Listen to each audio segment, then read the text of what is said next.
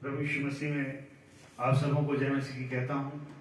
और मैं परमेश्वर पिता का धन्यवाद देता हूँ कि उसने एक बार फिर से ये अवसर दिया कि परमेश्वर की उपस्थिति में हम परमेश्वर की स्तुति करें, आराधना करें और उसके नाम को ऊंचा करें। ये परमेश्वर की इच्छा है और परमेश्वर प्रतिदिन हमें इसलिए देते हैं कि हम हर पल हर क्षण परमेश्वर की उपस्थिति में पाए जाएं और अपने जीवन से और जो कुछ भी हम करते हैं उसके द्वारा हम परमेश्वर की स्तुति करें, महिमा करें, ताकि परमेश्वर का नाम महान ठहरे हमारे जीवनों में। ये परमेश्वर की इच्छा है और आज का सुंदर दिन भी परमेश्वर ने हमें दिखाया। तो आइए आज के दिन हम मिलके परमेश्वर की स्तुति करेंगे, महिमा करेंगे और अपने गीतों के द्वारा, वचन के द्वारा हम परमेश्वर के नाम को ऊंचा उठाने पाए। तो आइए आराधना को आरंभ करने से पहले हम प्रार्थना करेंगे और प्रार्थना में अपने आप को सर को झुकाएंगे। धन्यवाद धन्यवाद धन्यवाद महान परमेश्वर पिता, प्रभु यीशु मसीह में होकर एक बार फिर से आपके चरणों में आते हैं, आपको धन्यवाद देते हैं क्योंकि आप धन्यवाद, स्तुति और महिमा के योग्य परमेश्वर हैं, सर्वशक्तिमान परमेश्वर है, सर्वव्यापी परमेश्वर है। हाँ मेरे महान परमेश्वर, आप सृष्टिकर्ता होने के बावजूद आपने एक मनुष्य से बहुत प्रेम किया है परमेश्वर पिता, और आपने अपने प्रेम का प्रमाण दिया है और आज भी आप हमसे प्रेम करते हैं। मैं आपका धन्यवाद देता हूँ परमेश्वर पिता। आज का दिन आपने दिखाया है। बहुत से ऐसे लोग हैं जो आज के दिन को नहीं देख पाए, परंतु आपने हमारे जीवनों में सांसें दी हैं परमेश्वर पिता। बहुत से लोग आज अस्पताल में हैं, अपने जीवन के लिए परमेश्वर संघर्ष कर रहे हैं, परंतु हम जीवित पाए जाते हैं। ये आपकी दया है, आपकी महाकरुणा का फल है। आपको धन्यवाद देते हैं, आपकी स्तुति करते हैं, आपकी तारीफ करते हैं, धन्यवाद देते हैं परमेश्वर पिता। आज का दिन आपने दिखाया है मेरे महान परमेश्वर और प्यारे प्रभु। थोड़ा समय हम आपकी उपस्थिति में प्यारे परमेश्वर आपके सुंदर गीतों के द्वारा प्यारे प्रभु आपके नाम को उठाना चाहते हैं। प्यारे परमेश्वर महिमा करना चाहते हैं, आपको धन्यवाद देना चाहते हैं। प्यारे परमेश्वर पिता आप हमारी सहायता कीजिए ताकि प्रभु जी प्यारे पिता हमारा गीत गाना और प्रभु जी आपके सन्मुख उपस्थित होना ये आपको ग्रहण योग्य ठहरने पाए। प्यारे परमेश्वर पिता आप प्रभु जी इस आराधना को आपके हाथों में सौंपते हैं। परमेश्वर आपका वचन कहता है बिना आपकी सहायता की कोई आपकी स्तुति नहीं कर सकता। हाँ मेरे प्यारे परमेश्वर, पवित्र आत्मा परमेश्वर इस जगह पर परमेश्वर आपकी उपस्थिति को चाहते हैं।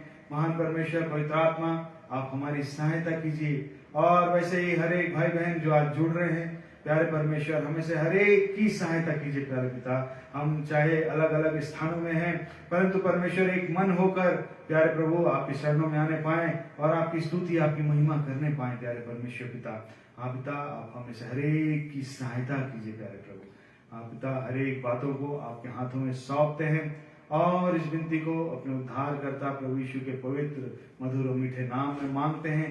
सुने हम ग्रहण करें, आमीन। आइए स्तुति और आराधना के भाग में जाएंगे और परमेश्वर की स्तुति करेंगे गीतों के द्वारा। मैं आमंत्रित करता हूँ बहन स्वाति और सारणी को।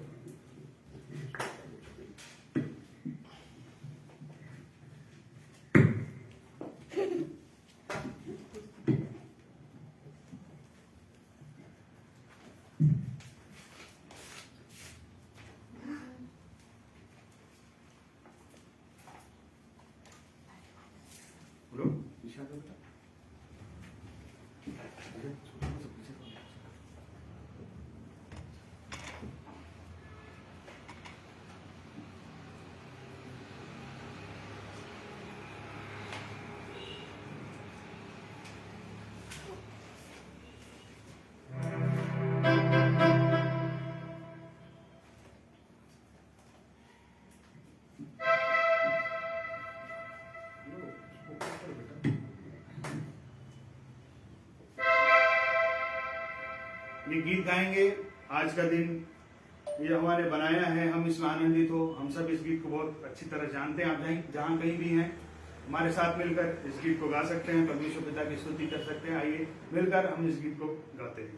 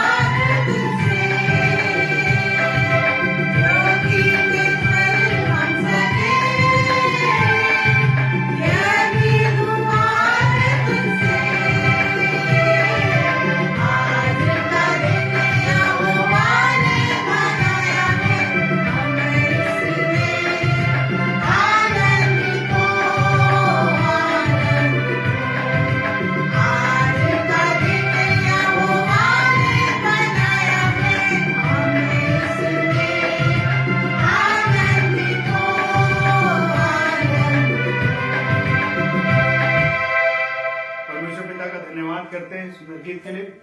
आइए एक और गीत गाएंगे। मुक्ति दिलाए यीशु नाम, शांति दिलाए यीशु नाम। इस गीत को भी आप सब जानते हैं। आइए मिलकर हम इस गीत को गाएंगे।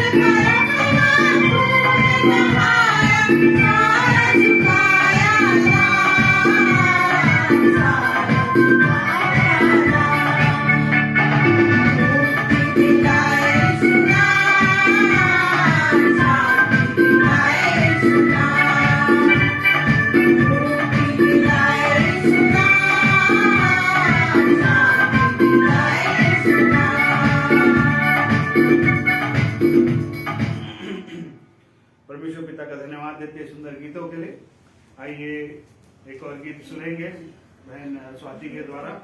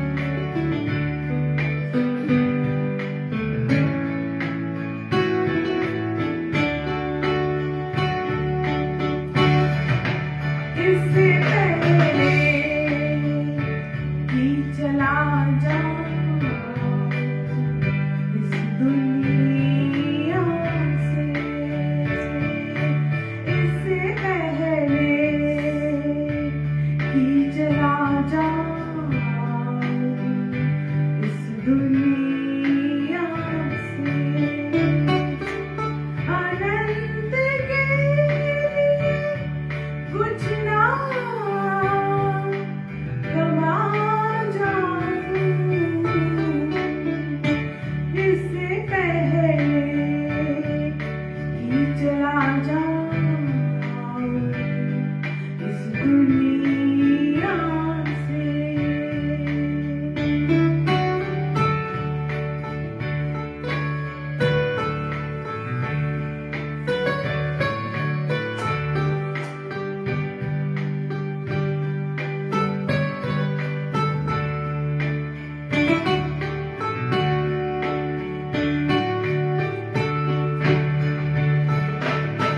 बहुत कम रह गए जिंदगी में मेरी, करना है काम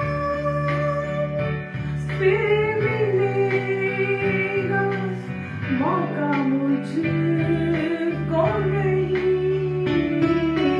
ऐसा ना हो गुजरे दिन कुछ ना कर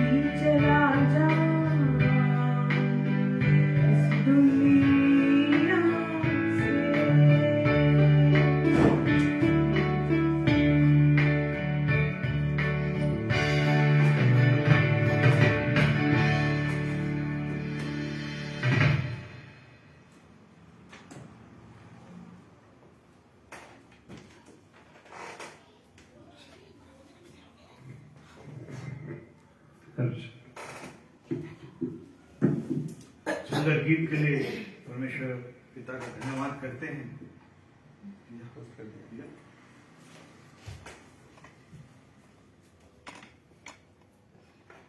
सुंदर गीत के बोल हैं कि इससे पहले कि मैं चला जाऊं इस दुनिया से, कुछ काम परमेश्वर के लिए कर पाऊं, ये गीत का सार है। बहुत ही सुंदर बोल हैं गीत के, और सचमुच में हमें से हर एक को विचार करना चाहिए कि हमारे जो दिन हैं बहुत ही थोड़े हैं, और हम इस संसार में बहुत ही क्षण भर के लिए हैं। वचन बताते ही है कि मनुष्य का जीवन है ही क्या, बहुत ही थोड़े समय का जीवन है और पल भर का जीवन है, और इस जीवन में हम जानते नहीं हैं कि कल क्या होगा, या कल को मनुष्य देखेगा कि नहीं, या इस दुनिया में कल को देख पाएंगे कि या नहीं, या अगले पल को भी देख पाएंगे कि नहीं, इसकी भी एक मनुष्य के पास में निश्चयता नहीं होती है। और सुंदर गीत में हमने सुना कि कुछ पल के जीवन में परमेश्वर की इच्छा है कि हम उस परमेश्वर के लिए जिए और परमेश्वर के लिए कुछ कर पाए, या ये जो जीवन या जो ये सांसें परमेश्वर ने दिया है, इसके बदले में हम परमेश्वर को अपना जीवन दे सकते हैं। और जितना भी दिन हमारे लिए निर्धारित है इस संसार में, वो दिन हम परमेश्वर की इच्छा में जी सकते हैं। इसलिए परमेश्वर पिता की स्तुति करते हैं सुंदर गीत के लिए। और आइए आज के मनन के लिए एक वचन को निकालेंगे जो कि पाया जाता है भजन संहिता और उसका 16 अध्याय और उसका 3 पद। भजन संहिता उसका 16 अध्याय। कुछ वचनों को हम यहाँ पे पढ़ेंगे और परमेश्वर की इच्छा को जानने, या परमेश्वर की इच्छा को हम जानने की इच्छा को प्रयास करेंगे, और परमेश्वर के वचन के प्रकाश में अपने हृदय को जांचेंगे। इसलिए आइए परमेश्वर के वचन में से भजन संहिता उसका 16 अध्याय और उसका 3 पद हम पढ़ लेंगे। पृथ्वी पर जो पवित्र लोग हैं वे ही आदर के योग्य हैं, और उन्हीं से मैं प्रसन्न रहता हूँ। उसके बाद में हम नीति वचन और उसका 11 अध्याय और उसका 20 पद भी पढ़ लेंगे। नीति वचन उसका 11 अध्याय और उसका 20 पद। जो मन के टेढ़े हैं उनसे यहोवा को घृणा आती है, परंतु वह खरी चाल वालों से प्रसन्न रहता है। उसी के साथ नीति वचन उसका 12 अध्याय और उसका 22 पद। झूठों से यहोवा को घृणा आती है, परंतु जो विश्वास से काम करते हैं उनसे वह प्रसन्न होता है। यहाँ पर जो हमने देखा इन तीनों पदों में कि परमेश्वर कैसे लोगों से या किन लोगों से प्रसन्न होता हूँ, इस बात की यहाँ पे हमने इन बातों को हमने देखा, या परमेश्वर के वचन में हमने पढ़ा कि कैसे लोगों से या किन लोगों से परमेश्वर प्रसन्न होते हैं। जैसे कि लिखा है भजन संहिता 16 उसका 3 पद, यहाँ पर लिखा पृथ्वी पर जो पवित्र लोग हैं वे ही आदर के योग्य हैं और उन्हीं से मैं प्रसन्न होता हूँ। तो आज इसी पर हम थोड़ी देर चर्चा करेंगे, मनन करेंगे कि परमेश्वर क्या हमारे जीवन से प्रसन्न है, क्या परमेश्वर के वचन के अनुसार हमारा जीवन है। इसलिए आइए आगे बढ़ने से पहले छोटी सी प्रार्थना करेंगे, अपने सरों को झुकाएंगे। धन्यवाद धन्यवाद धन्यवाद महान परमेश्वर पिता प्रभु यीशु मसीह में होकर एक बार फिर से आपके चरणों में आते हैं। प्यारे प्रभु धन्यवाद देता हूँ, आपने सहायता किया है परमेश्वर पिता, आपके पवित्र प्यारे परमेश्वर गीतों के द्वारा आपकी स्तुति करने में आपका धन्यवाद देते हैं। वैसे प्रभु जी वचन की ओर हम जब जाते हैं परमेश्वर, आपकी ओर दृष्टि उठाते हैं। प्यारे परमेश्वर हमें से हर एक से बातें कीजिए प्यारे पिता, आपका वचन के प्रकाश में हम अपने जीवनों को देखने पाए। आपका वचन कहता है जहाँ कहीं ये वचन खुलता है वहां प्रकाश हो जाता है और भोले लोग समझ को प्राप्त करते हैं। प्यारे परमेश्वर आपसे प्रार्थना है प्रभु, हमें से हर एक से बातें कीजिए, आपके वचन के प्रकाश में हम सचमुच में अपने हृदय को देखने पाए प्यारे प्रभु, और आपके उस प्रेम को देखकर और भी आप में समर्पित होने पाए और भी धन्यवादी होने पाए। आप सहायता कीजिए पवित्र आत्मा परमेश्वर, आप मेरी भी सहायता कीजिए। मैं जानता हूँ मैं कुछ भी नहीं हूँ प्यारे प्रभु, आप मुझ पर दया कीजिए, आप मुझसे होकर बोलिए पवित्र आत्मा परमेश्वर, ताकि प्रभु हमें से हर एक कोई प्यारे प्रभु आज आपके वचन के द्वारा आशीषित हो। इस वचन को आप आशीषित कीजिए प्यारे परमेश्वर, मैं अपने आप को आपके हाथों में सौंपता हूँ। पवित्र आत्मा परमेश्वर, आप हमारी अगुवाई कीजिए। प्रभु यीशु के नाम से मांगते हैं, सुनिए, हम ग्रहण करें, आमीन। तो जैसे हमने इन वचनों में देखा, आज हम थोड़ी देर इन्हीं वचनों पे मनन करेंगे। यहाँ पर जैसा लिखा है भजन संहिता उसका 16 अध्याय और उसका 3 पद में कि पृथ्वी पर जो पवित्र लोग हैं उन्हीं से मैं, वही आदर के योग्य हैं और उन्हीं से मैं प्रसन्न होता हूँ। और उसी प्रकार से यदि हम पढ़ें नीति वचन उसका 11 उसका 20 पद, तो यहाँ पे लिखा है कि जो मन के टेढ़े हैं उनसे यहोवा को घृणा आती, परंतु वो खरी चाल वालों से प्रसन्न होता हूँ, लिखा है। और इसी प्रकार 12 का 22 पद में लिखा है, झूठों से यहोवा घृणा करता है, परंतु जो विश्वास से काम करते हैं उनसे वह प्रसन्न होता है। तो ये तीनों चीजें यदि आप देखेंगे, पवित्रता, खरी चाल और विश्वास, ये तीनों एक दूसरे से लिंक्ड हैं। यदि हम सचमुच में पवित्र चाल चल रहे हैं तो ही तो हम खरे मार्ग में चल सकते हैं, और तभी तो हमारा विश्वास जैसा परमेश्वर चाहता है यदि वैसा होगा, तभी तो हम उस खरी चाल में, जिसमें परमेश्वर कहते हैं कि खरी चाल चलने वाले से प्रसन्न होता हूं, वो हम भी चल सकते हैं और परमेश्वर हमारे जीवन के द्वारा या हमारे विश्वास के द्वारा प्रसन्न हो सकते हैं।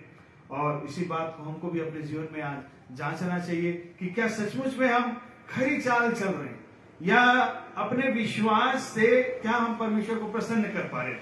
यदि विश्वास से हम प्रसन्न कर पाएंगे तभी तो हम खरी चाल को चल सकते हैं। विश्वासी तभी खरी चाल को चल सकता है यदि हमारा विश्वास परमेश्वर के को ग्रहण योग्य हो रहा है। इब्रानियों उसका 11 अध्याय उसका 6 पद में कुछ इस प्रकार लिखा है कि विश्वास बिना परमेश्वर को प्रसन्न करना अनहोना है। बिना विश्वास के हम परमेश्वर को प्रसन्न नहीं कर सकते, और वैसे ही बिना विश्वास जो परमेश्वर को प्रसन्न कर सकता है, एक व्यक्ति या एक विश्वासी खरी चाल को नहीं चल सकता। और यहाँ पे परमेश्वर का वचन कहता है कि वो खरी चाल चलने वालों से प्रसन्न होता हूं, लिखा है। एक वचन को देखेंगे, दूसरा सामुएल और उसका 22 अध्याय देखिए और उसका 31 पद। दूसरा सामुएल उसका 22 अध्याय और उसका 31 पद, यहाँ पे कुछ इस प्रकार लिखा है, ईश्वर की गति खरी है, यहोवा का वचन ताया हुआ है। ईश्वर की गति खरी है, परमेश्वर का मार्ग खरा मार्ग है, और यहोवा का वचन ताया हुआ है, वह अपने सब शरणागतों की ढाल है, लिखा है। फिर उसी के बाद 33 पद में कुछ इस प्रकार लिखा है, यह वही ईश्वर है जो मेरी अति दृढ़ किला है, वह खरे मनुष्य को अपने मार्ग में लिए चलता है। वह खरे मनुष्य को अपने मार्ग में लिए चलता है, लिखा है। तो यदि हम सचमुच में परमेश्वर के साथ चलना चाहते हैं, यहाँ पे परमेश्वर का वचन कहता है कि वो खरे मनुष्य को अपने मार्ग में लिए चलता है। क्यों? क्योंकि परमेश्वर, ईश्वर की गति खरी है, परमेश्वर का मार्ग खरा मार्ग है, और परमेश्वर इस खरे मार्ग में, वो परमेश्वर स्वयं वो कहता है कि मैं तुम्हारी अगुवाई करूं। वो खरे मनुष्य को अपने मार्ग में लिए चलता है, लिखा है। खरे मनुष्य को अपने मार्ग में लिए चलता है। और यदि हम भी ये चाहते हैं कि परमेश्वर हमारी अगुवाई करे, मेरे प्रियो, हमें से हर एक को जांचना चाहिए कि क्या हम सचमुच में खराई के मार्ग में या खराई से इस खरे मार्ग में चल रहे हैं। और आज परमेश्वर ये चाहते हैं कि हम अपने जीवन में जांचें, देखें कि क्या सचमुच में जिस मार्ग में हम चल रहे हैं वो खरा मार्ग है, क्या खराई से चल रहे हैं। और यदि खराई से चलेंगे, अपनी इस दौड़ को खराई मार्ग, खराई से होकर चलेंगे, तो परमेश्वर, जैसा हमने वचन में देखा कि वो खरे मनुष्य से प्रसन्न हो जाता हूं, लिखा है। और परमेश्वर की इच्छा है मेरे प्रियो कि हम इस मार्ग में खराई से चलें, और अपने जीवन में या अपने जीवन के द्वारा या अपने विश्वास के द्वारा हम परमेश्वर को प्रसन्न करने वाले ठहरे। यही हमें से हर एक की इच्छा भी है, और परमेश्वर यही चाहते हैं कि सचमुच में हम इस मार्ग में आगे बढ़ें और परमेश्वर को अपने जीवन के द्वारा, अपने विश्वास के द्वारा, अपने चाल चलन के द्वारा, अपने बोली भाषा के द्वारा हम परमेश्वर को प्रसन्न करने वाले ठहरे। यही परमेश्वर की इच्छा है। यहाँ पे भजन संहिता उसका 19 अध्याय उसका 14 पद में कुछ इस प्रकार लिखा है कि मेरे मुंह के वचन और मेरे हृदय का ध्यान तेरे सन्मुख ग्रहण योग्य हो, हे यहोवा परमेश्वर, मेरी चट्टान और मेरे उद्धार करने वाले।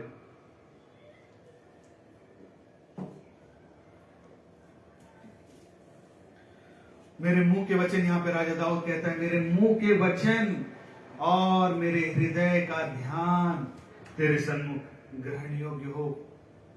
और हमें से हर एक को जो इस मार्ग में है, जो सियोन के मार्ग में है, हमें से हर एक को अवश्य ही अपने जीवन को बड़े गंभीर होकर जांचना चाहिए कि क्या सचमुच में मेरे हृदय का ध्यान या मेरे मुंह के वचन क्या परमेश्वर आपको ग्रहण योग्य होते हैं।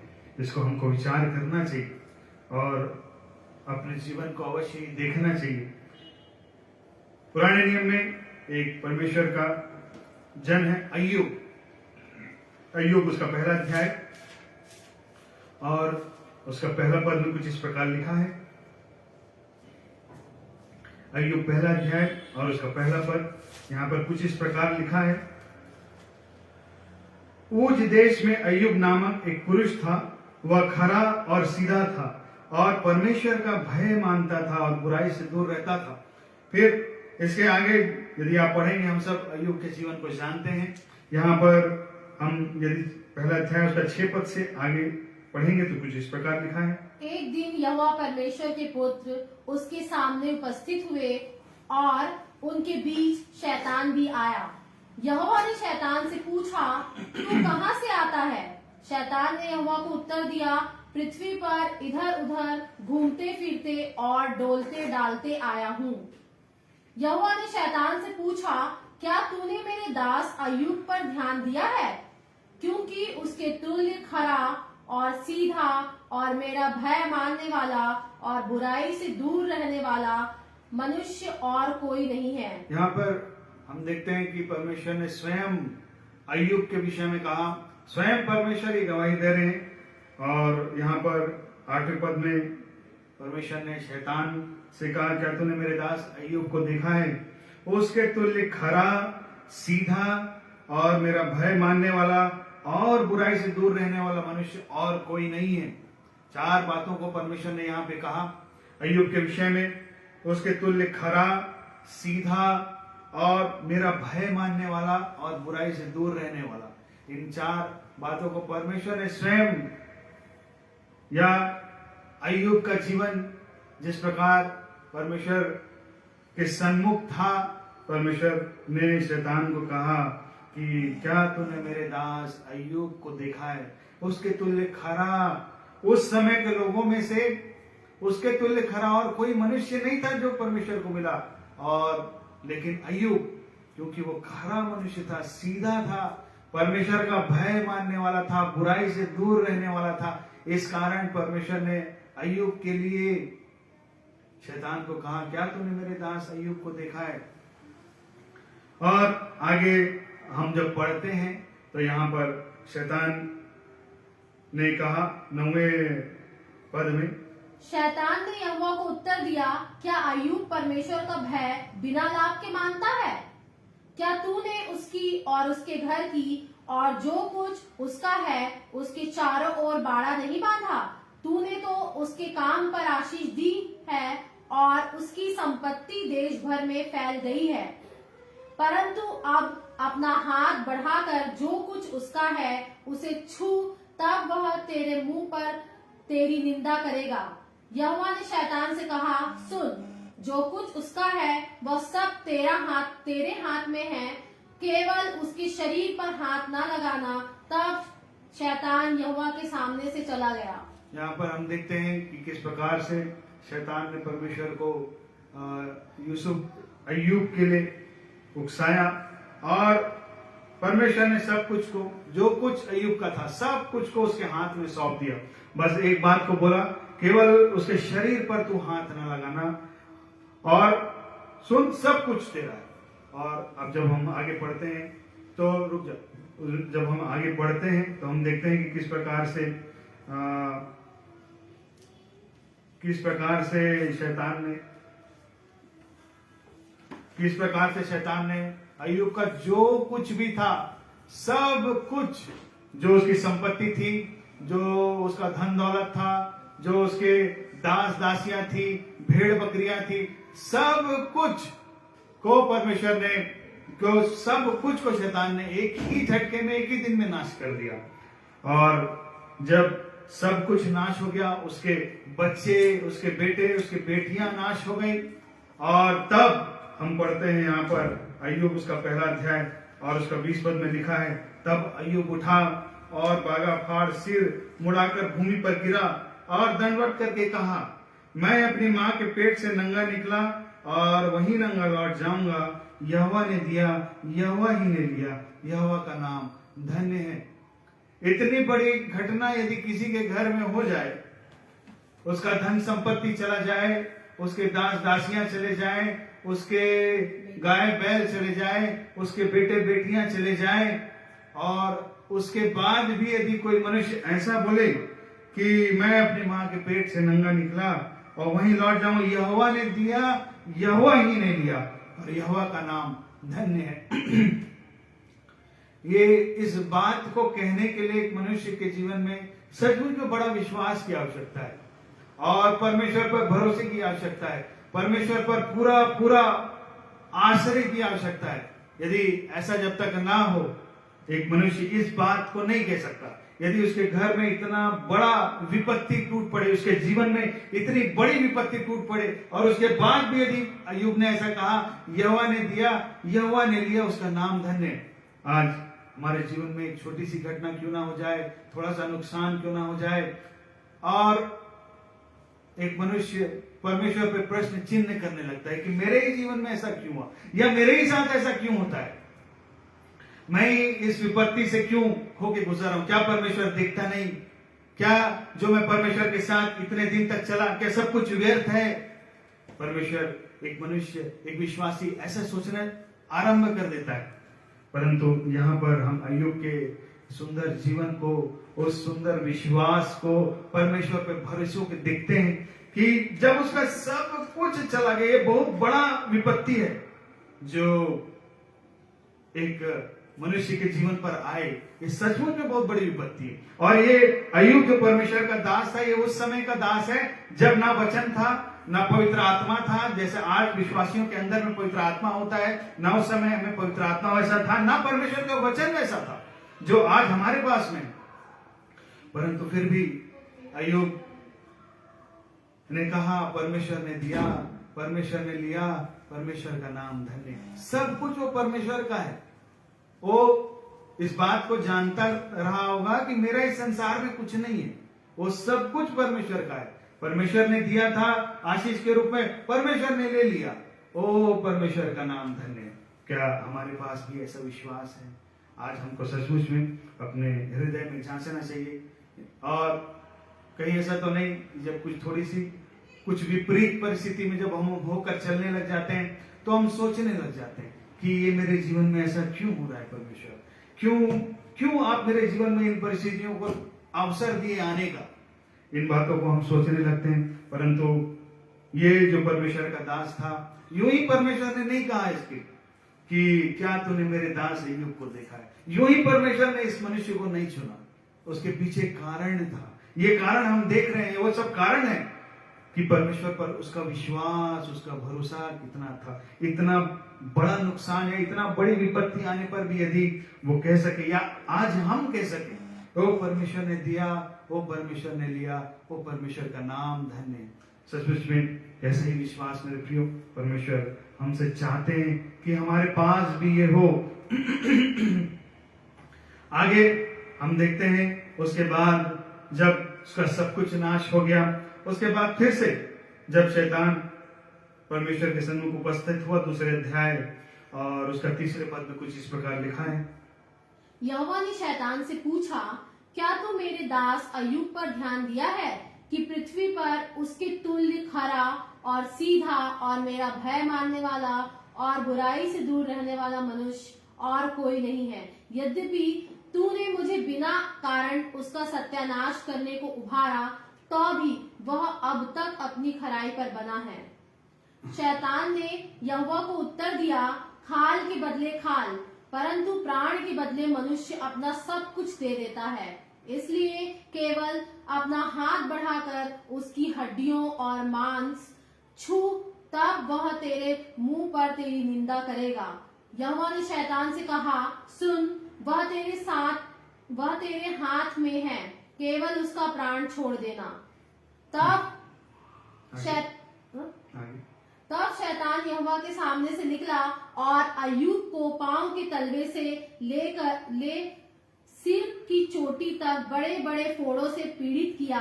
तब अय्यूब खुजलाने के लिए एक ठीकरा लेकर राख पर बैठ गया। यहाँ पर हम देखते हैं जब अय्यूब का सब कुछ जो उसका अपना था, सब कुछ जब चला गया, और उसके बाद में हम देखते हैं कि फिर से यहाँ पर परमेश्वर के सन्मुख जब शैतान उस पर उपस्थित हुआ, तो फिर से परमेश्वर ने कहा, क्या तूने मेरे दास अय्यूब को देखा है? उसके तुल्य खरा, अब तक वो अपनी खराई पर बना हुआ है, सब कुछ उसका नाश हो गया। तूने मुझे उकसाया और उसका सब कुछ नाश हो गया जो उसका था, उसके बाद भी वो अपनी खराई पर बना हुआ है। तो यहाँ पर फिर से शैतान ने कहा, खाल के बदले खाल और प्राण के बदले मनुष्य अपना सब कुछ दे देता है, केवल उसके प्राण को छुओ, वो तेरे मुंह पर निंदा करेगा। यहाँ पर हम देखते हैं कि फिर से परमेश्वर ने कहा, वो भी तेरे हाथ में, अब बस उसके प्राण को छोड़ देना, बस उसका प्राण मत ले लेना, उसका शरीर भी तेरे हाथ में। और उसके बाद देखते हैं कि सर से लेकर पांव तक उसको फोड़ों से पीड़ित कर दिया। और उसके बाद यहाँ पे लिखा है कि वो एक अय्यूब खुजलाने के लिए ठीकरा लेकर राख पर बैठ गया। और उसके बाद देखिए यहाँ पर 9वें पद में अय्यूब की पत्नी ने कुछ कहा। तब उसकी स्त्री उससे कहने लगी, क्या तू अब भी अपनी खराई पर बना है? परमेश्वर की निंदा कर और चाहे मर जाए तो मर जा। यहाँ पर स्वयं अय्यूब की पत्नी कहती है, क्या अब तक तो अपनी खराई पर बना हुआ है? परमेश्वर की निंदा कर और चाहे मर जाए तो मर जा। ऐसे बहुत से लोग हमारे जीवन में इस सफर में हमको मिलेंगे जो ये कहेंगे कि जब हम इस जीवन में खराई से चल रहे हैं और कुछ नुकसान आ जाए या कोई विपत्ति आ जाए, तो मनुष्य, दूसरे लोग देखकर अवश्य बोलते हैं ऐसा, क्या ये इस मनुष्य को क्या मिला जो खराई से चल रहा था, ये जो परमेश्वर पर विश्वास रखने वाला था, इसको मिला क्या आखिर? और उसके जीवन में बस विपत्ति ही विपत्ति नजर आती है, या दुखी दुख, संकट ही संकट नजर आता है। लेकिन यहाँ पर हम इस परमेश्वर के अद्भुत जन अय्यूब के विषय में देख रहे हैं। आगे यहाँ पे जब उसकी स्त्री ने कहा, क्या तू अब तक अपनी खराई पर बना है? जब परमेश्वर ने तेरा सब कुछ ले लिया, तुझे सर से लेके पांव तक फोड़ों से पीड़ित कर दिया, क्या तू अब भी अपनी खराई पर बना है? क्या तू अब भी परमेश्वर को धन्यवाद देगा? क्या तू अब भी उस पर अपना भरोसा रखेगा? यहाँ पर बहुत ही सुंदर उत्तर अय्यूब ने दिया। उसने कहा, तू एक मूढ़ स्त्री किसी बातें करती है। क्या हम जो परमेश्वर के हाथ से सुख लेते हैं दुख न लें? इन सब बातों में भी अय्यूब ने अपने मुंह से कोई पाप नहीं किया। ये ऐसा कह पाना, इतना सब कुछ होने के बाद भी, सचमुच में बड़े विश्वास और बड़ा प्रेम, बड़ा समर्पण को दिखाता है उस परमेश्वर के प्रति। एक मनुष्य तभी कह सकता है, अन्यथा किसी हालत में ऐसा नहीं कह सकता कि क्या जो हम परमेश्वर के हाथ से दुख लेते हैं, क्या जो सुख लेते हैं, क्या दुख ना लें। ये एक इस विश्वास को दिखाता है। और यही कारण है मेरे प्रियो की परमेश्वर ने अय्यूब को चुना और शैतान को कहा, क्या तूने मेरे दास अय्यूब को दिखाया? आज हो सकता है हमारे जीवन में दुख होंगे, हो सकता है थोड़ी मुसीबतें होंगी, हो सकता है हमारे जीवन में छोटी मोटी विपत्तियां होंगी, लेकिन क्या हम उन विपत्तियों के लिए परमेश्वर का धन्यवाद करते हैं? क्या हम उन विपरीत परिस्थितियों के लिए परमेश्वर का धन्यवाद करते हैं? यहाँ पर हम परमेश्वर के जन को देखते हैं कि इतनी विपरीत परिस्थिति हो जाने के बाद, इतना नुकसान हो जाने के बाद, फिर भी वो कह रहा है कि ओ परमेश्वर ने दिया, वो परमेश्वर ने लिया, वो उसका नाम धन्य है। क्या आज हमारे पास में ऐसा विश्वास है? आज हम में से हर एक को इस पर विचार करने की आवश्यकता है। हमको अपने हृदय को देखने की आवश्यकता है। क्या मैं ऐसा कह सकता हूँ? क्या मेरे पास में ऐसा विश्वास है? क्या मेरे पास में ऐसा खराई का जीवन है? क्या मैं ऐसा विश्वास में होकर चल रहा हूँ? क्या ऐसी खराई से चल रहा हूँ जिसमें मेरे लिए सब कुछ परमेश्वर मेरे लिए प्रथम हो? ओ परमेश्वर ही मेरा सब कुछ हो। जो मेरे पास में धन संपत्ति है, जो दौलत है, जो योग्यताएं हैं, वो उस पर नहीं, परंतु मेरा सब कुछ परमेश्वर पर। और हम देखते हैं कि यहाँ पर ऐसा लग रहा है कि अय्यूब के लिए उसका परमेश्वर ही सब कुछ था। ना उसकी धन संपत्ति उसके लिए कुछ थी, ना उसकी योग्यताएं उसके लिए कुछ थी। इसलिए वो आखिरी में कह पाया कि ओ परमेश्वर ने दिया, परमेश्वर ने लिया, उसका नाम धन्य है। हम देखते हैं अय्यूब और उसका 29 अध्याय और उसका 3 और 4 पद। यहाँ पर हम उसके जीवन के विषय में कुछ बातों को पाते हैं।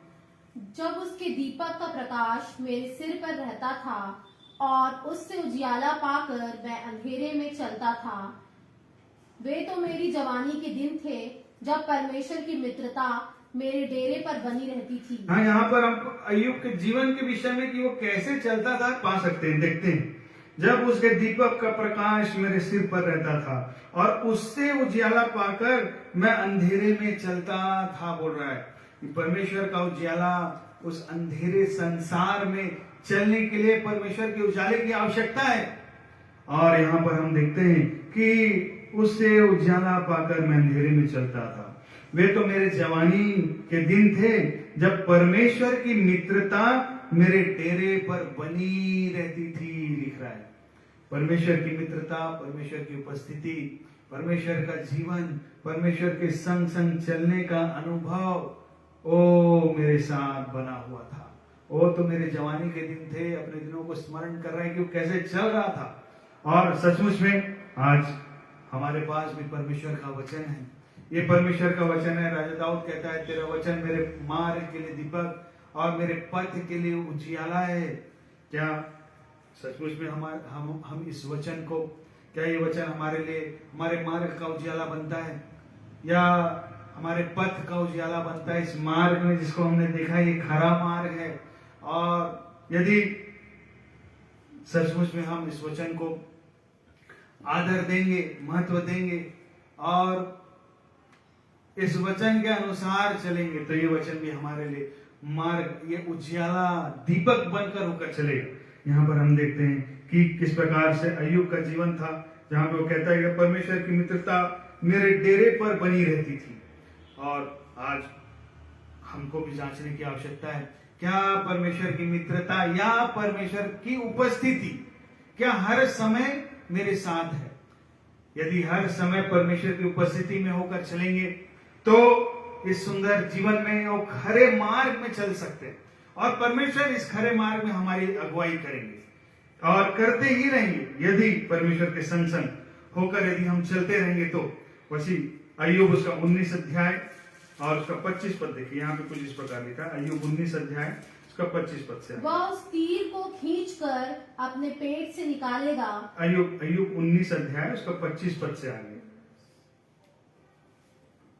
मुझे तो निश्चय है कि मेरा छुड़ाने वाला जीवित है और वह अंत में पृथ्वी पर खड़ा होगा और अपनी खाल के इस प्रकार नष्ट हो जाने के बाद भी मैं शरीर में होकर परमेश्वर का दर्शन पाऊंगा।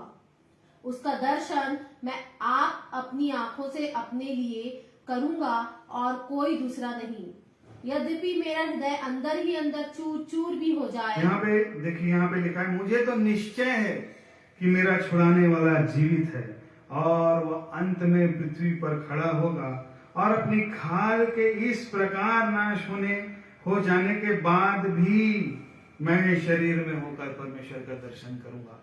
और फिर कहता है जिसका दर्शन मैं आप अपनी आंखों से अपने लिए करूंगा और कोई दूसरा नहीं। यद्यपि मेरा हृदय अंदर ही अंदर चूर चूर भी हो जाए। ये सुंदर विश्वास को दिखाता है जो अय्यूब का था परमेश्वर पर। मुझे तो निश्चय है कि मेरा छुड़ाने वाला जीवित है।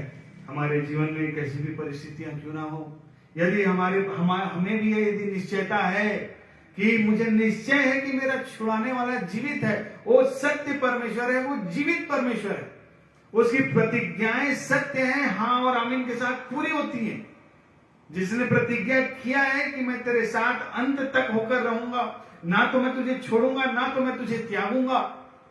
यदि हमारे पास भी ये निश्चयता है कि मुझे तो निश्चय है कि मेरा छुड़ाने वाला जीवित है, और यदि ऐसी निश्चयता है, तब तो हम सुंदर रीति से इस परमेश्वर के मार्ग में, खरे मार्ग में होकर चल सकते हैं। फिर चाहे कैसी भी परिस्थिति क्यों ना आ जाए, चाहे कैसे भी दुख संकट क्यों ना आ जाए, चाहे कैसी भी बड़ी से बड़ी विपत्तियां क्यों ना आ जाए, और हम भी कह सकेंगे, ओ परमेश्वर ने दिया, ओ परमेश्वर ने लिया, सब कुछ उसी का है, उसी ने दिया था, उसी ने ले लिया, ओ परमेश्वर का नाम धन्य है। ऐसी विश्वास आज परमेश्वर चाहते हैं कि हमें से हरेक के जीवन में हो। इस खरे मार्ग में यदि हम चल रहे हैं तो हमारे पास भी ऐसा ही विश्वास हो।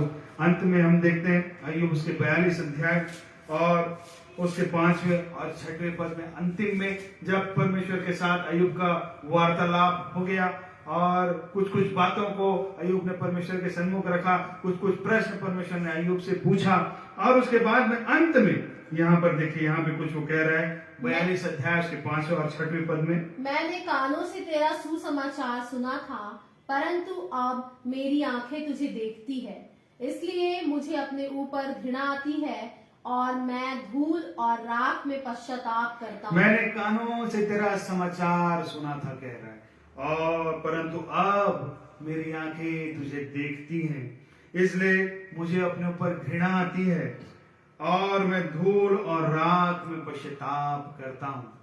सचमुच में मेरे प्रियो, जब एक व्यक्ति परमेश्वर को देखने लगता है, जैसे यहाँ पे कह रहा है कि अब मेरी आंखें तुझे देखती हैं, जब हम परमेश्वर को देखते हैं तब सचमुच में अपने जीवन को एक व्यक्ति देखता है या एक विश्वासी देखता है कि मेरा जीवन कैसा घृणित जीवन है, या परमेश्वर के विरोध में चलने का जीवन है, या परमेश्वर की आज्ञाओं को नहीं मानने का जीवन है। जब हम परमेश्वर को सच्चाई से देखने लगते हैं तब वो हमारी आंखें खुलती हैं और हम अपने अंदर देखते हैं, अपने अंदर झांक सकते हैं, ओ कि मैं कैसा जीवन जीता आ रहा हूं परमेश्वर, इतनी आशीषें आपने मेरे जीवन में दिया, आज तक आप चलाते आए हैं, फिर भी क्या मेरे अंदर वो विश्वास है, क्या मेरे अंदर वो धन्यवाद रूपी बलिदान है, क्या मैं आज कह सकता हूं ये परमेश्वर सब कुछ आपका है। और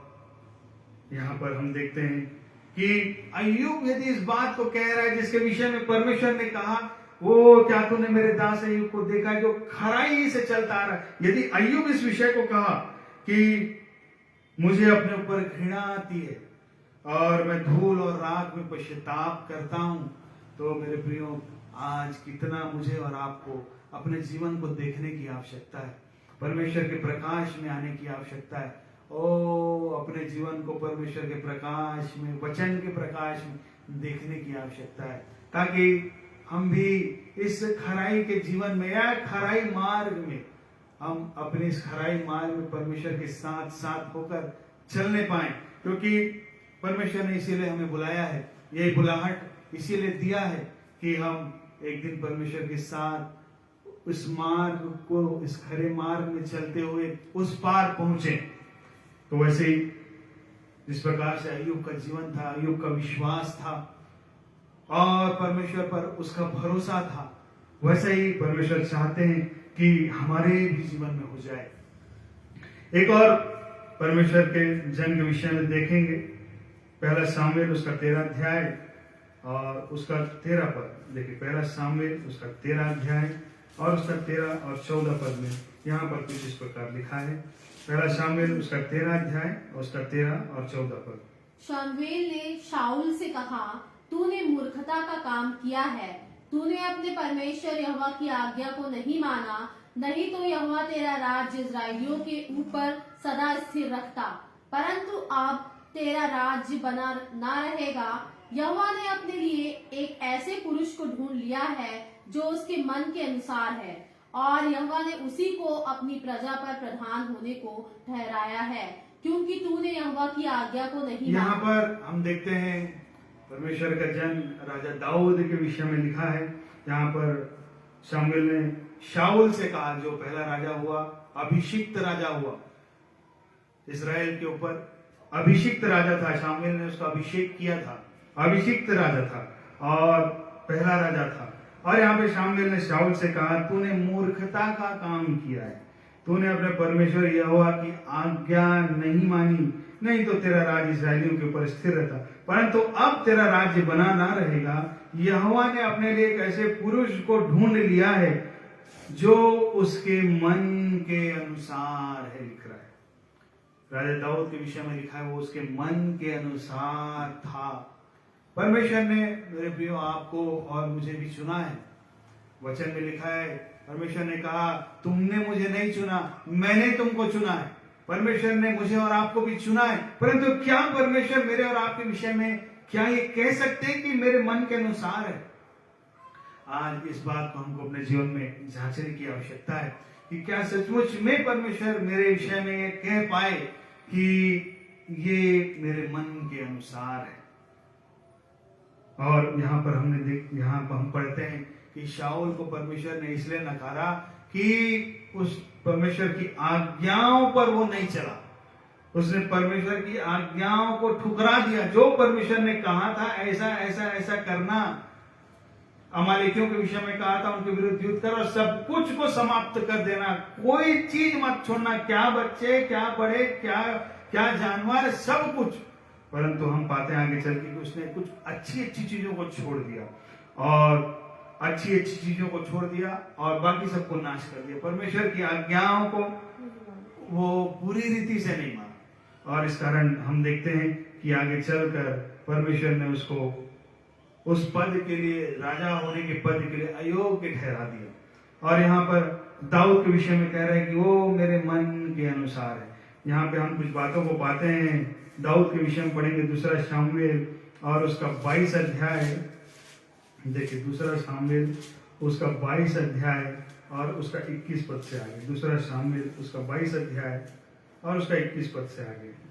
यहोवा ने मुझसे मेरे धर्म के अनुसार व्यवहार किया, मेरे कामों की शुद्धता के अनुसार उसने मुझे बदला दिया। क्योंकि मैं यहोवा के मार्गों पर चलता रहा और अपने परमेश्वर से मुंह मोड़कर दुष्ट ना बना। उसके सब नियम मेरे सामने बने रहे और मैं उसकी विधियों से हट ना गया। मैं उसके साथ खरा बना रहा और अधर्म से अपने को बचाए रहा।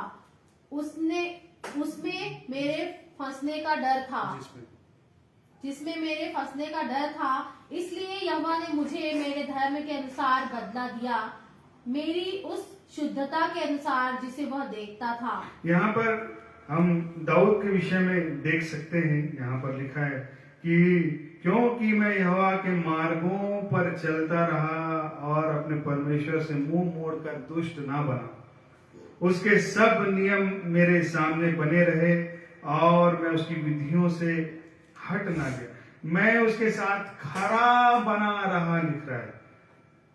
इसलिए यहोवा ने मुझे मेरे धर्म के अनुसार बदला दिया, मेरी उस शुद्धता के अनुसार जिसे वह देखता था, लिख रहा है। आज परमेश्वर ने हमें भी सुंदर जीवन दिया है और जीवन तो दिया है, परंतु परमेश्वर हमारे जीवन को देखते हैं, जैसा यहाँ पे राजा दाऊद उस शुद्धता के अनुसार जिसे वो देखता था। परमेश्वर, हमारा जीवन परमेश्वर के सन्मुख है और वो हमारे जीवन को देख रहा हूं बोल रहा है, देखता हूं बोल रहा है। और यहाँ पर हम देखते हैं कि क्यों यहाँ पर परमेश्वर ने दाऊद के विषय में कहा वे मेरे मन के अनुसार है। मैं, यहाँ पे दाऊद कहता है, मैं 24 पद में, मैं उसके साथ खरा बना रहा बोल रहा है और अधर्म से अपने आप को बचाए रहा। कुछ कुछ बातों को आप पढ़ सकते हैं, जान सकते हैं। भजन संहिता 119 अध्याय और उसका 111 पद में कुछ इस प्रकार लिखा है। भजन 119 और उसका 111 पद। मैंने तेरी चितौनियों को सदा के लिए अपना निज भाग कर लिया है, क्योंकि वे मेरे हृदय के हर्ष का कारण है। मैंने अपने मन को इस बात पर लगाया है कि अंत तक तेरी विधियों पर सदा चलता रहूं। हाँ, देखिए यहाँ पे लिखा है, मैंने तेरी चितौनियों को सदा के लिए अपना निज भाग कर लिया है पुत्र, और वे मेरे हृदय के हर्ष का कारण है। मैंने अपने मन को इस बात लगाया है कि अंत तक तेरी विधियों पर सदैव चलता रहूं। उसी प्रकार से 133 पद में लिखा है, मेरे पैरों को अपने वचन के मार्ग पर स्थिर कर, और किसी अनर्थ बात को मुझ पर प्रभुता न करने दे। 135 में कह रहा है, अपने दास पर अपने मुख का प्रकाश चमका, और अपनी विधियां मुझे सिखा।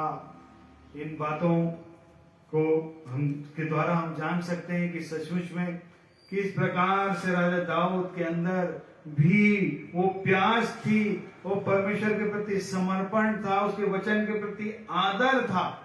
और इसी कारण से, क्योंकि वो परमेश्वर के प्रति आदर था, समर्पण था, इसलिए वो बार बार परमेश्वर के प्रति को यहाँ पे प्रार्थना कर रहा है कि मैंने अपने मन को इस बात पर लगाया है कि अंत तक तेरी विधियों पर सदा चलता रहूं।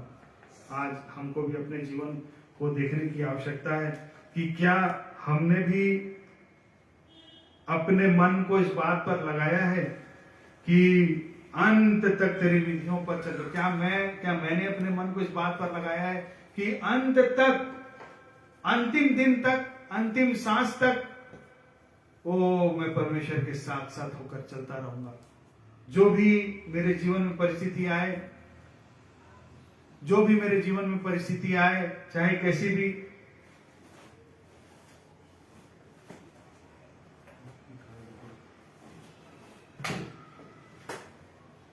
चाहे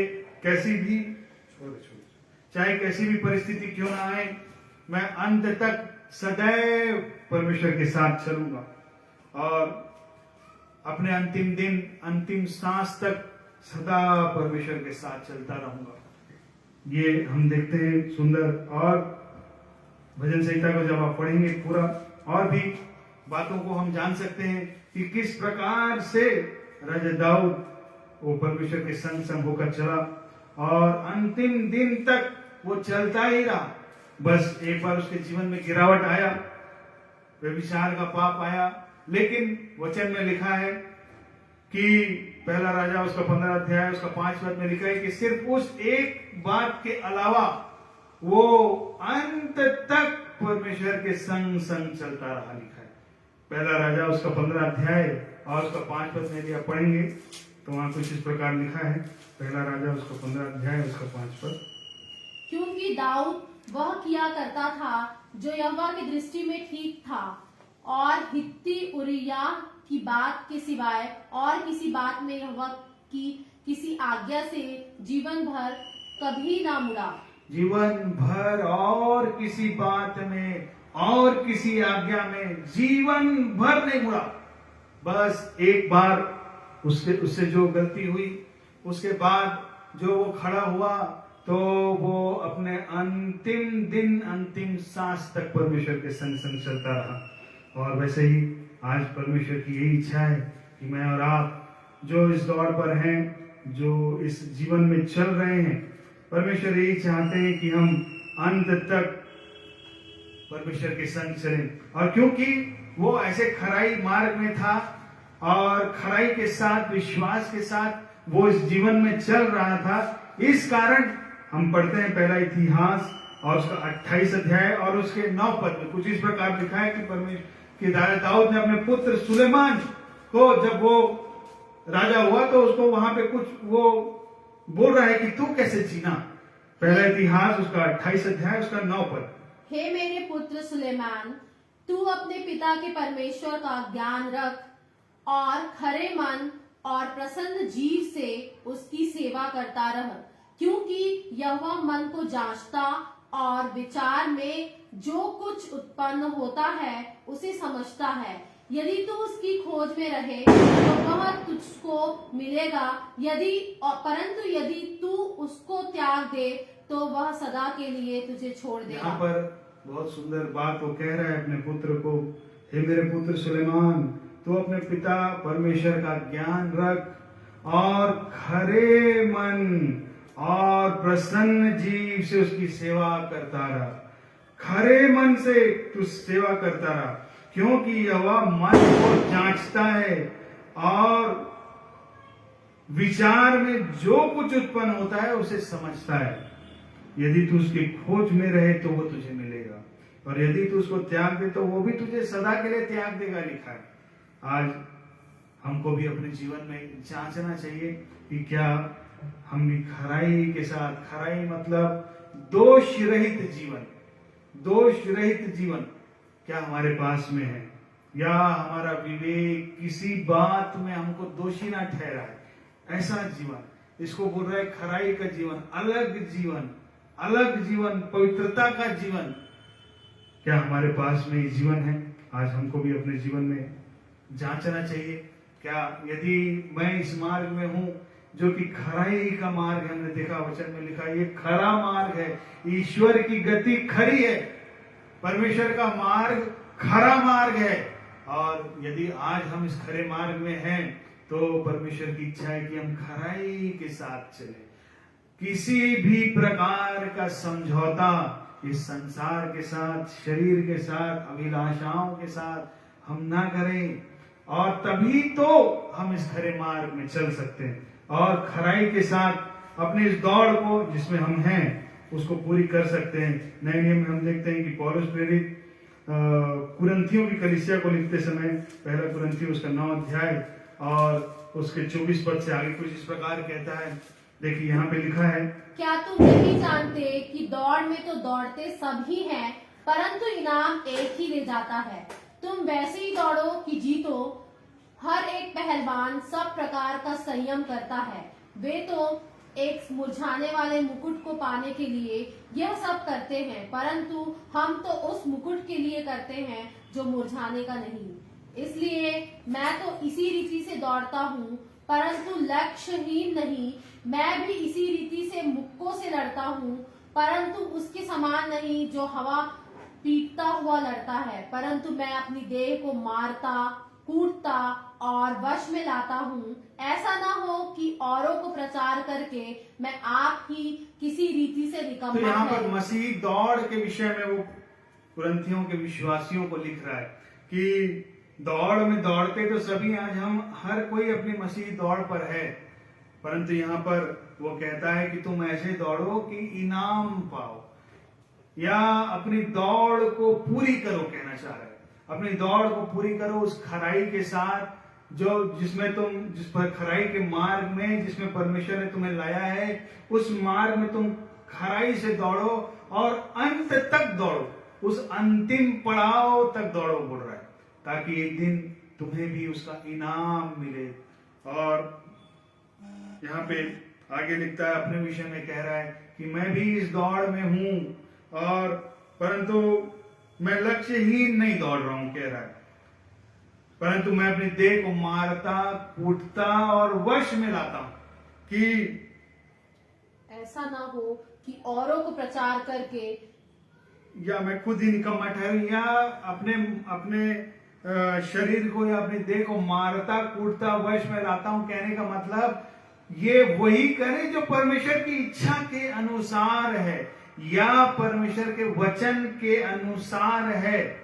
इसको वो कह रहा है कि मैं मारता हूं, कूटता हूं, वश में लाता हूं, और अपनी दौड़ को मैं इस प्रकार से पूरी कर रहा हूं।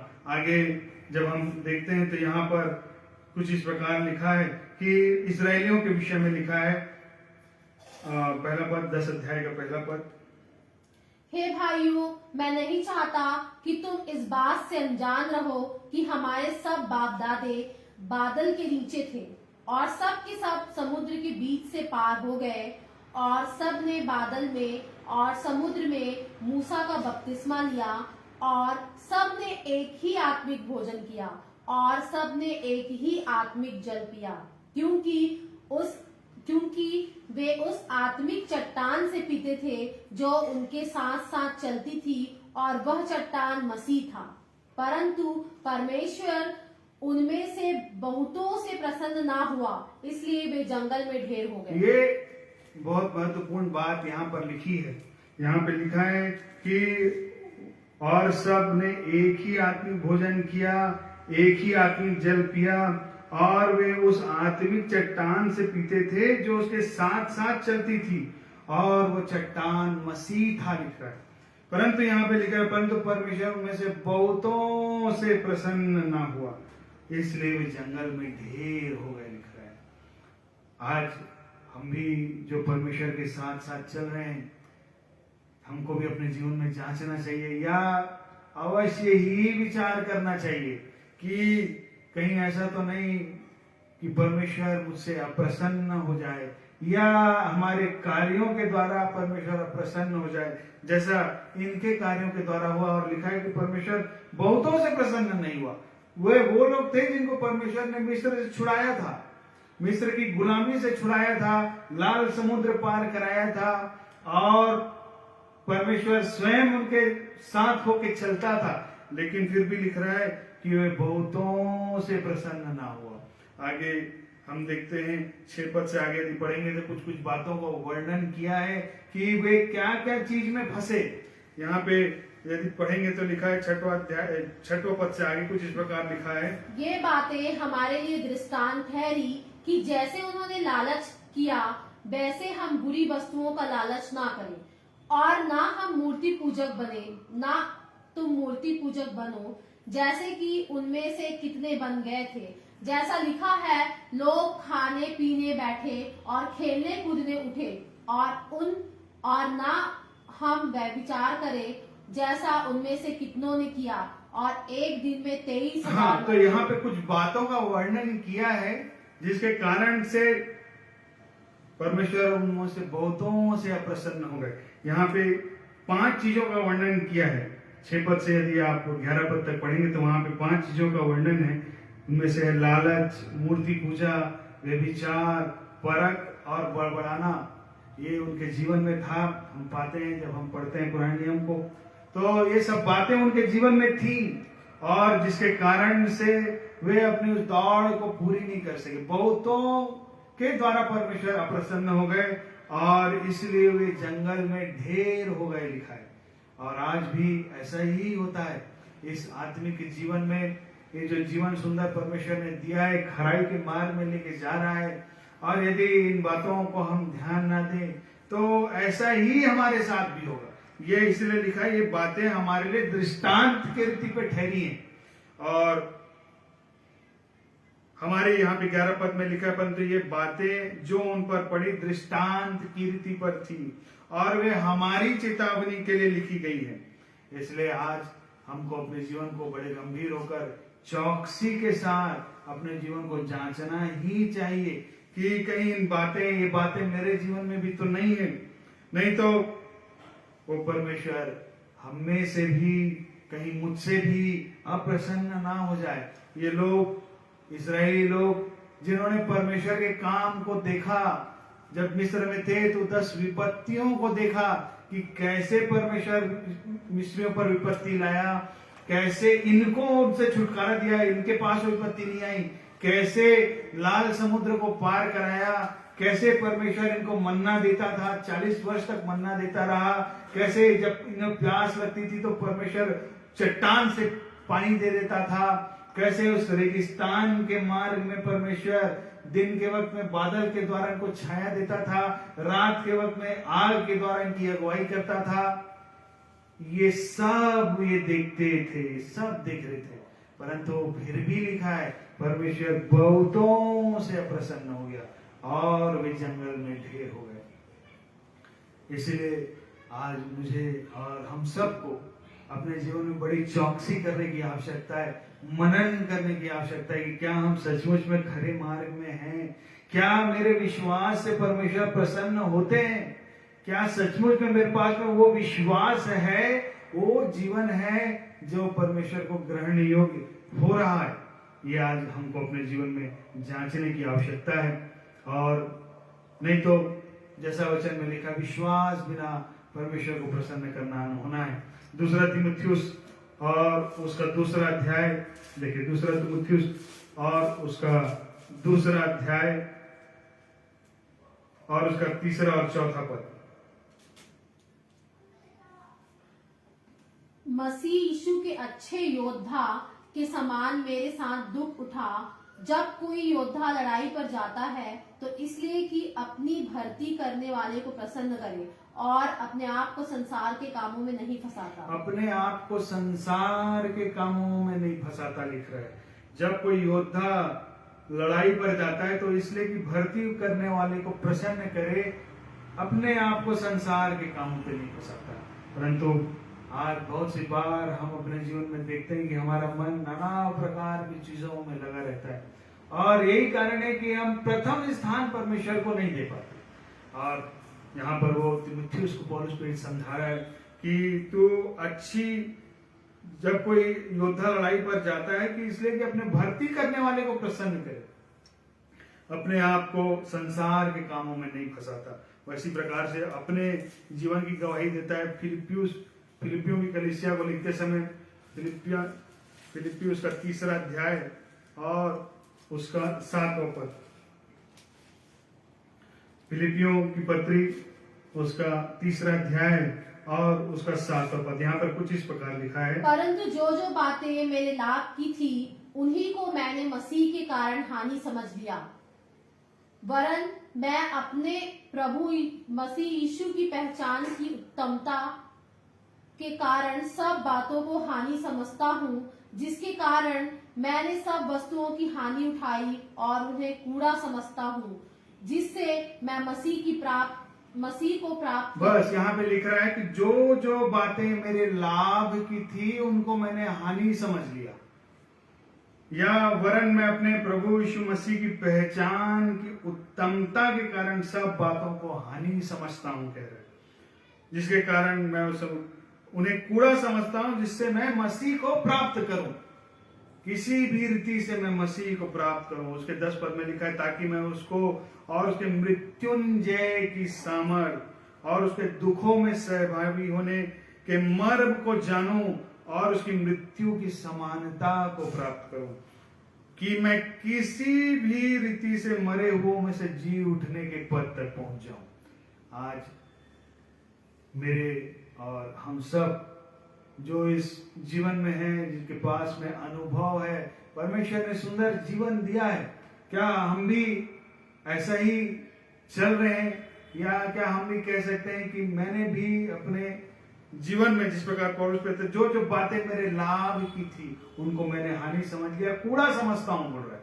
इन संसार की बातें मेरे लिए कूड़े से अधिक और कुछ भी नहीं, और मेरी आंखें, इसलिए आगे बोल रहा है कि मैं निशाने की ओर दौड़ा चला जा रहा हूं, पुरानी बातों को भूल कर मैं निशाने की ओर दौड़ा चला जा रहा हूं, बोल रहा है। और मेरे लिए भविष्य में एक मुकुट रखा है जो इनाम पाऊं, जिसके लिए परमेश्वर मसीह ने, यीशु ने मुझे ऊपर बुलाया है। परमेश्वर ने हम सबको बुलाया है, सुंदर जीवन दिया है, और परमेश्वर की यही इच्छा है कि हम अपनी इस दौड़ को पूरी करें। और इस दौड़ में, जब हम इस मसीह दौड़ में हैं, तो बड़े खराई से, इस खराई मार्ग में खराई के साथ चलें, ताकि परमेश्वर, जैसा हमने देखा कि खराई से चलने वालों से प्रसन्न होता हूं, बोल रहा है, और जो विश्वास से काम करते हैं उनसे प्रसन्न होता हूं, बोल रहा है। इसलिए आज हमको भी अपने जीवन में अवश्य जांचना चाहिए कि हम खराई के मार्ग में सचमुच में हैं कि नहीं।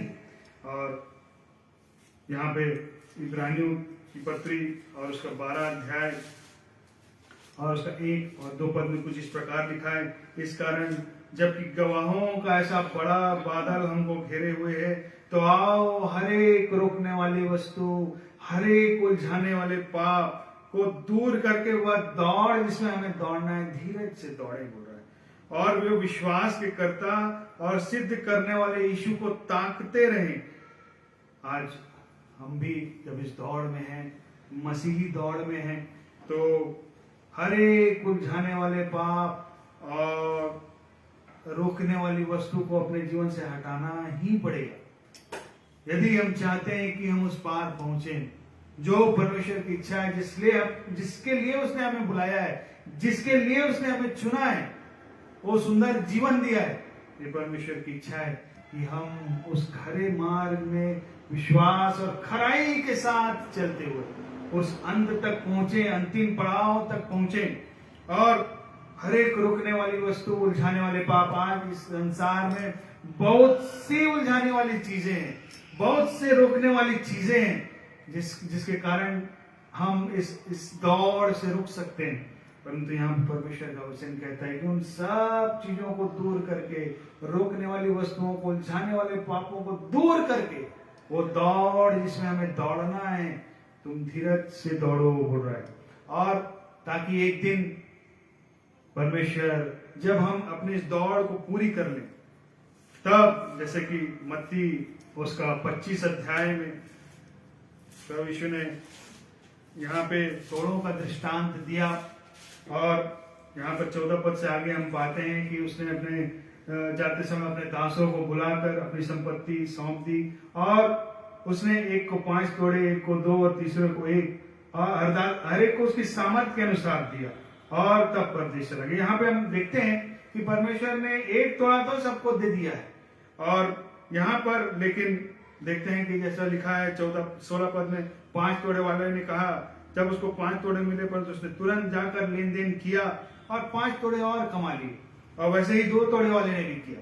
और यहाँ पर जब स्वामी वापस आता है तो हम पढ़ते हैं आगे इसका 14 पद में, और देखिए 14 पद में लिखा है क्योंकि नहीं, हाँ, क्योंकि वो 21-20 से पढ़, जिसको 5 तोड़े मिले थे उसने 5 तोड़े और लेकर कहा, हे स्वामी, तूने मुझे 5 तोड़े सौंपे थे, देख मैंने 5 तोड़े और कमाए हैं। उसके स्वामी ने उससे कहा, धन्य हे अच्छे और विश्वास योग्य दास, तू थोड़े में विश्वास योग्य रहा। यहाँ पर 23 में पढ़ेंगे तो 2 तोड़े वाले को भी परमेश्वर ने यही कहा है, धन्य हे अच्छे और विश्वास योग्य दास। और परंतु जो 1 तोड़ा जिसके पास था उसने उसको मिट्टी पर लेकर दबा दिया, और जब उसका स्वामी वापस आया तो उसने कहा, ये तेरा तोड़ा है जो तूने मुझे दिया था, ये ले।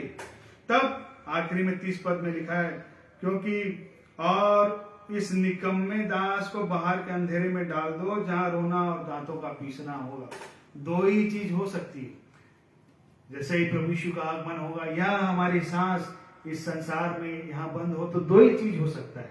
या तो जैसे ये 2 दास थे जिसके विषय में कहा परमेश्वर ने, धन्य हे अच्छे और विश्वास योग्य दास, तू थोड़े में विश्वास योग्य रहा। वैसे ही या तो परमेश्वर एक मनुष्य को धन ठहराएंगे, या तो जैसा हमने देखा एक निकम्मा दास जो 1 तोड़े वाला था, उसको परमेश्वर ने कहा, हे निकम्मे दास, इसको बाहर के अंधेरे में डालो जहां रोना और दांतों का पीसना होगा। तो परमेश्वर की इच्छा है मेरे प्रियो कि हम अपनी इस दौड़ को पूरी करें, और हम में से हर एक की भी यही इच्छा होनी चाहिए कि एक दिन वो परमेश्वर मेरे लिए कहने पाए, धन्य हे अच्छे और विश्वास योग्य दास, ओ तू बड़े विश्वास योग्यता के साथ, बड़े खराई के साथ इस मार्ग में चला, ओ सत्य मार्ग में चला, परमेश्वर की उपस्थिति में होकर चला, धन्य है अच्छे और विश्वास योग्य दास। हमें से हर एक की यही इच्छा है, कल्पना है, अभिलाषा है कि हम भी उस परमेश्वर के पास एक दिन पहुंचे। परंतु परमेश्वर मेरे प्रियो आज हमको ये अवसर दिए कि हम अपने जीवन को परमेश्वर के वचन के प्रकाश में रखकर जांच सकते हैं, देख सकते हैं, या अपने जीवन के अंदर देख सकते हैं, अपने अंदर मन के अंदर देख सकते हैं। आज परमेश्वर हमारी सहायता करना चाहते हैं, इस मार्ग में चलने में परमेश्वर हमारी अगुवाई करना चाहते हैं। परंतु जैसा हमने वचन में पढ़ा, लिखा है कि वो खरे मनुष्य की अगुवाई करता है, खरे मनुष्य को इस मार्ग में लिए चलता है। आज हम में से हर एक को अपने जीवन में जांचना चाहिए, क्या हम खराई से जीवन में चल रहे, चल तो रहे, मसीह दौड़ पर हैं, चल रहे हैं क्या, लेकिन खराई से चल रहे हैं जिससे वो परमेश्वर प्रसन्न हो। वो विश्वास से प्रसन्न होता हूं लिखा है, विश्वास से भी होगा तो हम खराई के मार्ग पर चल सकते हैं। विश्वास होगा तो परमेश्वर का भय होगा। नीति वचन 8:13 में लिखा है कि परमेश्वर का भय मानना, बुराई से बैर रखना है लिखा है, तब तो बुराई से बैर का जीवन होगा। यदि परमेश्वर का भय होगा, वो विश्वास होगा, वो परमेश्वर पर पूरी रीति से डिपेंडेंस का जीवन होगा। जब परमेश्वर पर पूरी रीति से निर्भर हो जाएंगे, तब तो एक मनुष्य विश्वास से बड़े खराई के साथ चल सकता है, बिना समझौते के चल सकता है। नहीं तो बहुत सी बार जीवन में समझौते आ जाते हैं, या हम अपनी सोच अपनी समझ का सहारा लेने लगते हैं। ऐसा लगने लगता है नहीं ये भी तो सही है, ये भी तो सही होगा, इसमें क्या गलत है। मनुष्य अपनी सोच अपनी समझ का सहारा लेने लगता है। इसलिए परमेश्वर के वचन में लिखा है, तू अपनी सोच अपनी समझ का सहारा मत लेना, संपूर्ण मन से परमेश्वर पर भरोसा करना। और वही परमेश्वर चाहते हैं कि आज हमारे जीवन में भी संपूर्ण भरोसा हो, ताकि हम भी, जैसा हमने देखा अय्यूब के जीवन के विषय में, कैसा सुंदर उसका जीवन था, कैसा सुंदर उसका विश्वास था, वैसा ही हमारा भी विश्वास हो जाए, वैसे ही हमारे जीवन में लालसा हो जाए कि परमेश्वर मेरे पास भी वो जीवन हो परमेश्वर जिससे आप प्रसन्न हो, ओ जिसमें आप पूरी रीति से मेरे संग संग होकर चलें, वो जीवन हो। परमेश्वर की यही इच्छा है और परमेश्वर यही चाहते हैं। परमेश्वर हमें हर एक की सहायता करें कि हम बड़े विश्वास योग्यता के साथ इस दौड़ को पूरी करने पाए जिसके लिए परमेश्वर ने हमें बुलाया है और चुना है और बुलाहट दिया है। चुना है और बुलाहट दिया है, पवित्रता की बुलाहट दिया है, अलगाव का बुलाहट दिया है। और परमेश्वर की इच्छा है कि हम इस जीवन में आगे बढ़ें और अपनी दौड़ को पूरी करें, अंतिम सांस तक, अंतिम दिन तक, परमेश्वर के आगमन तक विश्वास योग्य रहने पाए। ये परमेश्वर की इच्छा है। परमेश्वर हम सब की सहायता करें वचन के द्वारा। आइए एक गीत को सुनेंगे जो कि आधारित है मत्ती रचित सुसमाचार, उसका मत्ती रचित सुसमाचार उसका 5वां अध्याय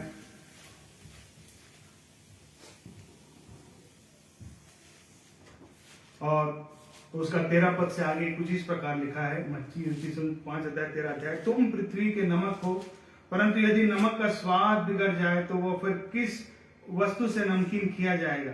फिर वह किसी काम का नहीं, केवल इसके कि बाहर फेंका जाए और मनुष्य के पैरों तले रौंदा जाए। तुम जगत की ज्योति हो।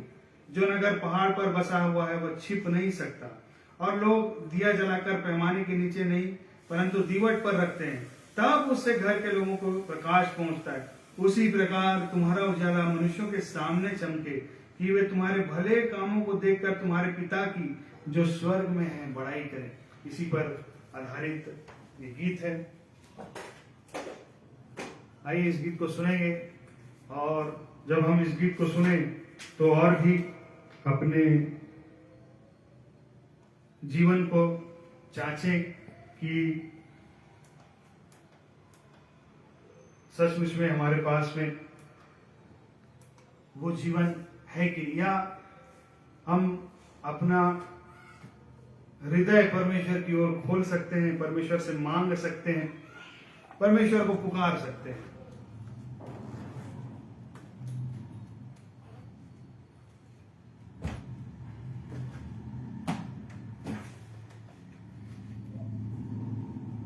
गीत के बोल हैं,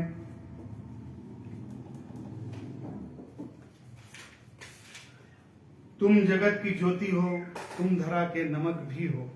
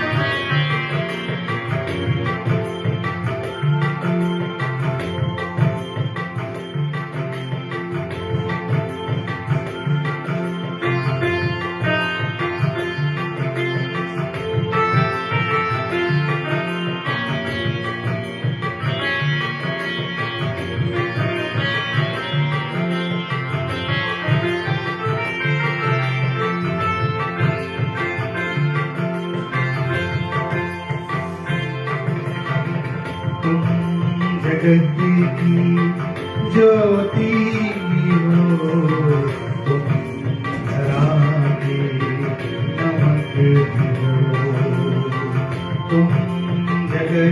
की ज्योति हो तुम, धरा के नमक हो। तुम्हारी ज्योति जग में चमके, तुम्हारी ज्योति जग में चमके, प्रभु यीशु को प्रकट करे। तुम जगत की ज्योति हो तुम, धरा के नमक हो।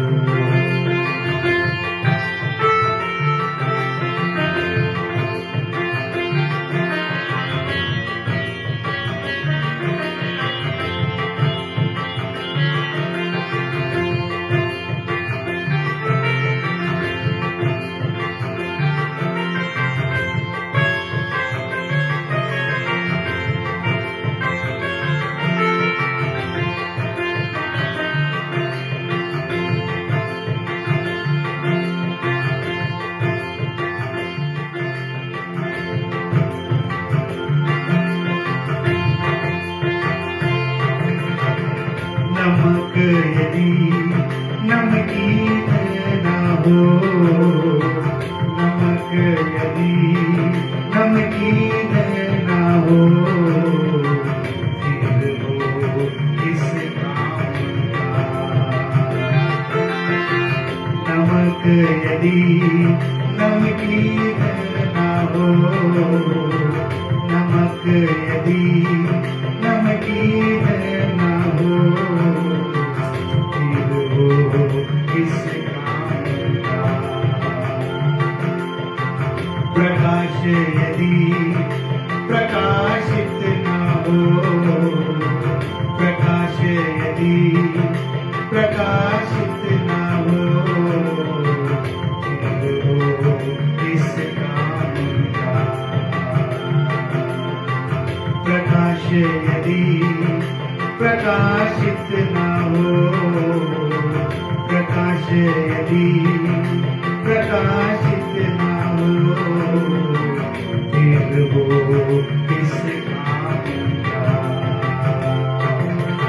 उसका तो अंत रौंदा जाना है, उसका तो अंत रौंदा जाना है, उसका तो अंत रौंदा जाना है। तुम जगत की ज्योति हो तुम, धरा के नमक हो।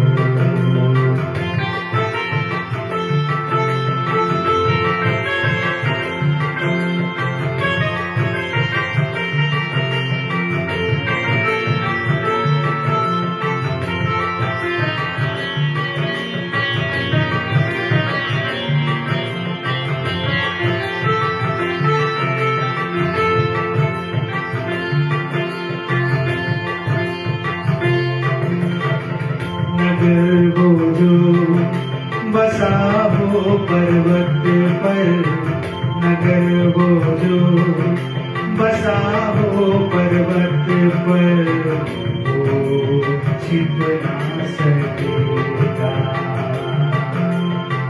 नगर वो जो बसा हो पर्वत पर, नगर वो जो बसा हो पर्वत पर, वो छिप ना सकेगा। दिया गर जले पैमाने के नीचे, दिया गर जले पैमाने के नीचे, प्रकाशित हो ना सकेगा। दिया गर जले पैमाने के नीचे, दिया गर जले पैमाने के नीचे, प्रकाशित हो ना सकेगा। तुम्हारे काम भले हो सारे, तुम्हारे काम भले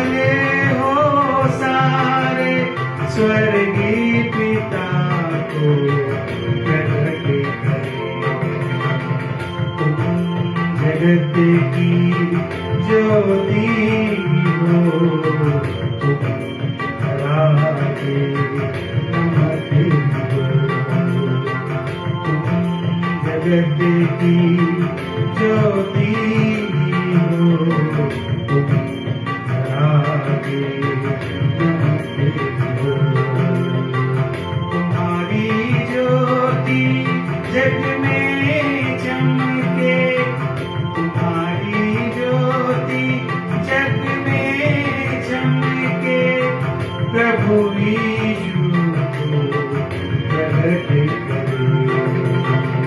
तुम जगत की ज्योति हो, तुम धरा के नमक हो।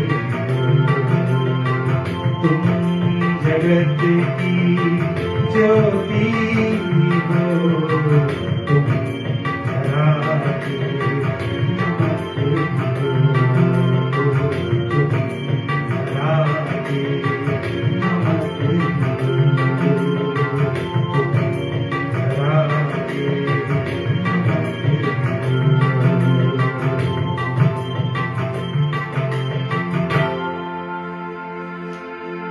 परमेश्वर पिता हम इस हर एक की सहायता करे कि परमेश्वर ने कहा, प्रभु यीशु ने कहा, तुम जगत की ज्योति हो, तुम धरा के नमक हो, और सचमुच में हमारे जीवन में नमकीनी हो, हमारे पास में प्रकाश हो, प्रकाश का जीवन हो, ताकि सुंदर रीति से हम इस सफर को, इस मसीह दौड़ को अपनी पूरी करें खराई के साथ, विश्वास योग्यता के साथ, ताकि एक दिन परमेश्वर हमें से हर एक से प्रसन्न हो सके और कह सके, धन्य है अच्छे और विश्वास योग्य दास।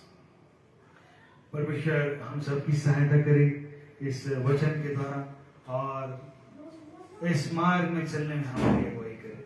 आइए प्रार्थना करेंगे और प्रार्थना के साथ इस आराधना को अंत करेंगे। आइए प्रार्थना।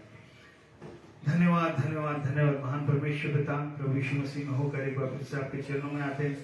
धन्यवाद देते हैं परमेश्वर पिता, आपने आज हमारी सहायता करी परमेश्वर, इस आराधना में, इस आराधना को करने में, गीतों को गाने में। प्यारे परमेश्वर पिता, मैं आपका धन्यवाद देता हूँ प्रभु, धन्यवाद देता हूँ परमेश्वर पिता। आप इस वचनों के द्वारा आपने हमसे बातें किया है प्यारे पिता, और भी हमको गंभीर कीजिए पिता भी, और भी इस जीवन को जीने में आप हमारी सहायता कीजिए।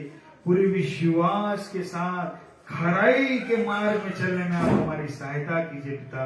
प्रार्थना करता हूँ प्यारे प्रभु, आप सहायता कीजिए, दया कीजिए, अनुग्रह कीजिए, हमें से हर एक की सहायता करिए परमेश्वर पिता। जितने इस आराधना में जुड़े हैं प्यारे पिता, हम सब की सहायता कीजिए। महान प्रभु, आपने प्रतिज्ञा किया है कि मैं अंत तक तेरे साथ होकर चलूंगा। हाँ प्रभु, आपकी सुंदर प्रतिज्ञाओं के लिए मैं धन्यवाद देता हूँ प्यारे पिता परमेश्वर। आपने हमारी सहायता की, मैं आपका धन्यवाद देता हूँ। हर एक बातों के लिए आपको धन्यवाद देते हुए विनती प्रभु यीशु के पवित्र, मधुर और सामर्थी नाम में मांगते हैं, सुने एवं ग्रहण कीजिए, आमीन। मैं आप सबों का धन्यवाद देता हूँ कि आपने समय निकाल के हमारे साथ आप जुड़े, और धन्यवाद देता हूँ परमेश्वर हमें हर एक की सहायता करें, और आगे भी हम परमेश्वर के संग संग चलते रहे। आप सबों को प्रभु यीशु मसीह में नमस्कार, जय मसीह।